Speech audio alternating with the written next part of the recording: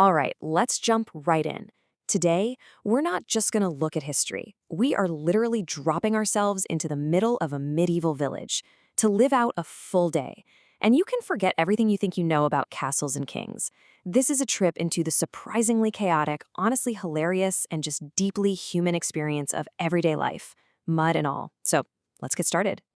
And this quote, this is pretty much our main theme for the day. I mean, in a time before you could just scroll on your phone, before endless entertainment was a thing, what did people actually do with their time? Well, as we're about to see, they found ways to make meaning and find humor and connection in the most boring, mundane moments. They basically turned the grind of survival into an art form. So here we go, our day begins. But morning in a medieval village, it doesn't just arrive. You know, there's no alarm clock, no neat schedule. It just kind of shuffles in, trips over a bucket in the mud, and really hopes nobody asks it too many questions. And this just captures that quiet, grumpy start to the day perfectly. The rooster, the official town announcer, has decided he's on strike. The silence is so strange that the real wake-up call for the entire village ends up being the loud thud of the baker's boy falling off his stool. That's your alarm. Yeah, the sensory experience of a medieval morning was, a lot. We're talking about porridge so thick you could probably use it as glue. And hygiene was, let's just call it creative. Forget minty fresh toothpaste, some people used sour milk and ash, claiming it scared the rot out of their teeth. It probably scared away any chance of a conversation, too. Okay, so let's move on to the workday. Because whether you were this highly educated scribe or just a lowly apprentice, the daily grind was a struggle for everybody. It seems like every single job was its own unique and often hilarious battle against total chaos. And we've got two perfect examples right here. On one side, you've got Lionel the scribe. He's trying to write this perfect legal document, but he's being sabotaged by his own sneezes, and a cat who has absolutely zero respect for the law.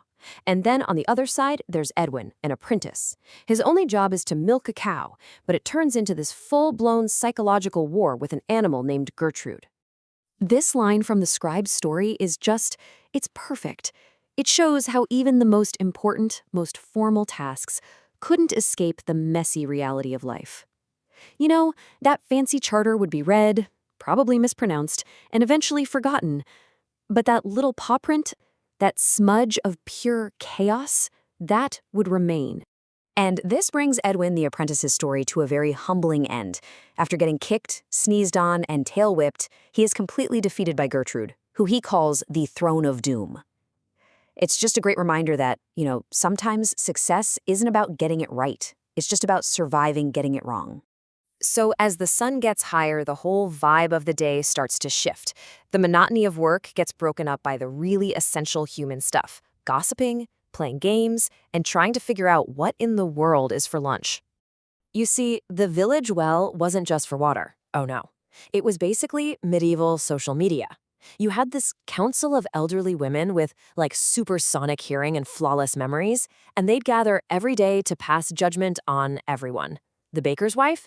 Too bold. The priest? They saw hay in his beard after a late night at the tavern. Case closed. Verdict delivered.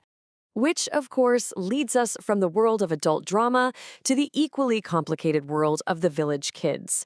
I mean, with very few rules and even fewer toys, how did they pass the time? What did they do? Well, they invented their own fun, of course. This right here breaks down the rules of the epic Turnip War, a totally chaotic battle fought with vegetables and dirt. It wasn't about winning. It was all about the drama, this glorious theatrical performance of boredom just being absolutely crushed by imagination. And then there was lunch, which wasn't really a scheduled meal so much as an act of spontaneous survival. You might get a bowl of some suspiciously gray stew, maybe a radish you snatched from a neighbor's garden, or if you were the blacksmith's apprentice, you got a single roasted onion that you called warrior seasoning. All right, so the afternoon rolls around, and this is when the individual struggles kind of give way to this collective creativity. This is where we see how one single unexplained thing can spiral into a moment of pure, chaotic, community-building joy.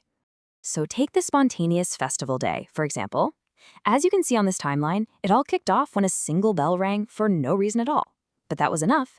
Before you know it, a goat steals a hat and becomes a political figure, mysterious pies start appearing, and the whole village just decides to surrender to a celebration they literally invented on the spot. And this quote just perfectly captures the simple, beautiful logic of the whole day. The reason for the celebration was way less important than the celebration itself.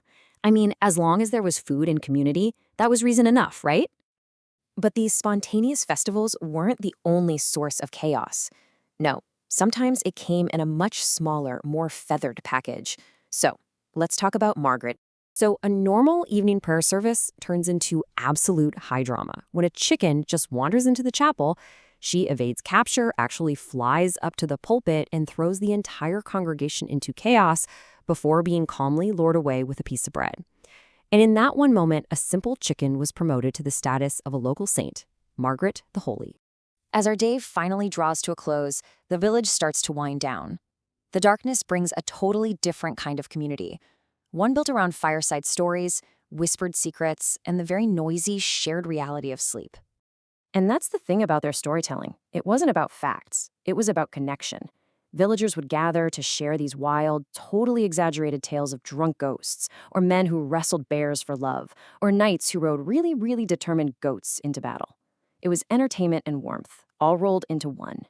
Even romance was just woven into this fabric of daily life. Take this poem, for example, recited from one teenager to another out in a beet field. It's clumsy, yes, it's about a vegetable, but it's also incredibly sweet. It just perfectly captures the awkward, heartfelt nature of young love. And when all the stories finally ended, the nightly symphony began. And let me tell you, sleep was not a quiet affair. It was a communal chorus of snores, farts, and mumbled dreams.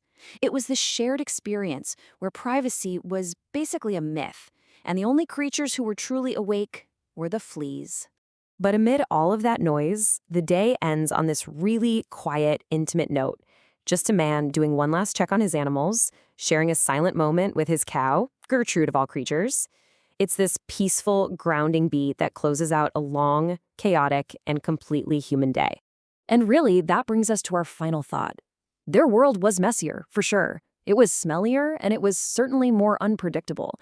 But their need to find joy in small moments, their drive to build community out of chaos, and their need to tell stories to keep the darkness at bay, is that really so different from our own?